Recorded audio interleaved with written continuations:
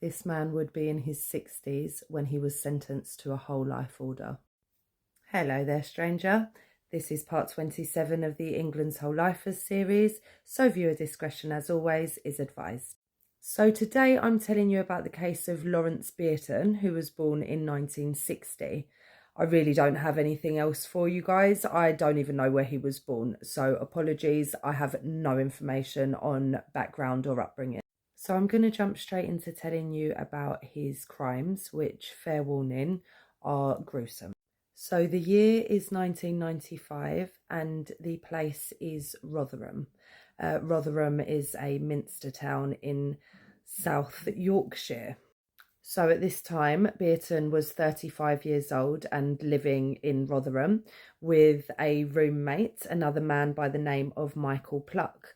They worked odd jobs together and had been recently doing some gardening work for a couple of elderly sisters that also lived in the area. The sisters were 79-year-old Eileen Duddill and 72-year-old Elsie Gregory. Bierton and Pluck had previously done some gardening work for the sisters and were back to do more gardening work. The sisters had greeted them with tea and cakes and biscuits all laid out nicely on a tray. You know, they thought they could trust these guys. There had been a previous working relationship. But on the 25th of June 1995, while Bierton and Pluck were supposedly carrying out this gardening work at Eileen and Elsie's house, the ladies, the two sisters, or one of the sisters, found the men to be stealing from them. It is entirely clear who caught who doing exactly what. What we do know is that the two men reacted by taking the lives of 79-year-old Eileen and 72-year-old Elsie. Their lives were taken by beating, impalement and asphyxiation. Bierton and Pluck then took the bodies of Eileen and Elsie, laid them out on the living room floor and buried them underneath their own furniture before setting light to the furniture. They then set fire to the furniture. Again, unfortunately, and apologies for this, I don't have any details on the trial, but both men were sentenced to life in 1996 at Sheffield Crown Court. Michael Pluck always maintained his innocence and did appeal, but the appeals were rejected. However, for full disclosure, there has been some reporting on the questioning of whether or not Michael Pluck's conviction was safe. However, he did pass away in prison in 2012, and so we'll probably never know. As for Bierton, he was released in 2017 on licence. He had been completely rehabilitated and was an upstanding member of society for the rest of his life. Right? No strangers, wrong.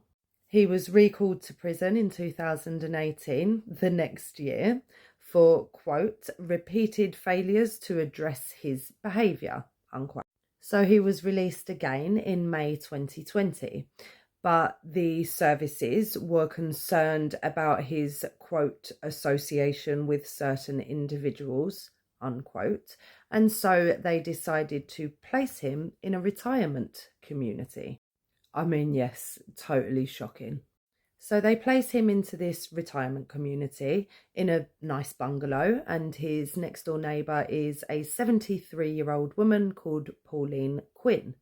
Now, by this time in his life, Bierton had developed some substance abuse issues and also a severe issue around drinking. So he'd had a tag placed on his ankle. It's an alcohol monitoring tag, but he had requested to have this removed as his legs were swelling up, and it had been removed. It's entirely unclear what sort of relationship or friendship Bierton had with Mrs. Quinn, if any at all.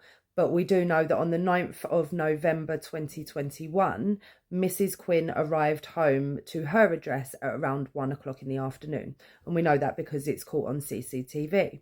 Now, Mrs. Quinn, she had COPD, which is chronic obstructive pulmonary disease. And so she had walking aids to help her from her car to her house, a walking stick and so on and so forth.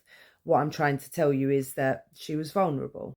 A few hours after Mrs. Quinn's return home at around 4 p.m, Bierton goes to Pauline Quinn's address and asks her for money for booze and substances.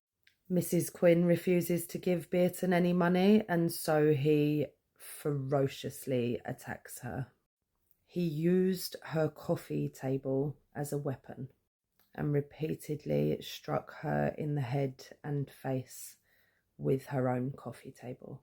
Mrs. Quinn had had some emergency devices fitted in her house due to her vulnerable state and had managed to pull her emergency cord just before the attack began. The emergency device recorded the entire attack and it was later played in court. Bierton took Mrs. Quinn's car and left her address, returning a couple of hours later to remove the coffee table in a bag. He was picked up the next day by police and arrested for the unaliving of 73-year-old Pauline Quinn. The judge in his trial recognised and admitted what a huge mistake it had been to place Lawrence Bierton in a retirement community after he was let out of prison for unaliving 2 elderly women. To call a mistake that leads to somebody losing their life an oversight, that trial judge knew that it would never be safe to release this man from prison. Shame the first one didn't. And on the 20th of December 2023, that judge gave Lawrence Bierton a whole life sentence. He was 63 years old when he received that sentence.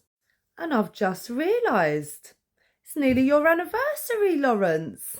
Well, I'd say happy anniversary, but honestly, I hope it's miserable. And there he still stays now to this day. The unaliving of Mrs. Quinn, though, it did make me question Michael Pluck's original involvement, just because all 3 seem like the same MO. And look, strangers, as much as I don't want to see unalivers walking around free and unpunished, we also don't want to see any innocent men where they shouldn't be, you know? But I couldn't really find any more information on the original trial. I'll keep digging. If I find anything else out, I'll update you. And yes, eagle-eyed strangers, for those of you that are following this list, I'm sure you will have noticed that this is the 3rd man that has been let out of prison after taking somebody's life, only to go on and do it again. And this is what I mean by don't let them out. Not taking a life. There are many circumstances where it could be an accident, it could be, but listen, if you accidentally unalive somebody, what you don't then proceed to do is separate their remains. You don't proceed to bury them under their own furniture and set it on fire. These kinds of unalivers, just, why do you let them out? Why did he get let out again? So if you feel like you've heard this story before, you definitely haven't from me. It's just that they're very similar stories, just different names, places and people. And that, strangers, is the very disturbing case of Lawrence Bierton. RIP, as always, to his victims, Eileen Duddill, Elsie Gregory and Pauline Quinn. And as always, if you've stayed with me till now, then thank you for watching and I will see you for the next one.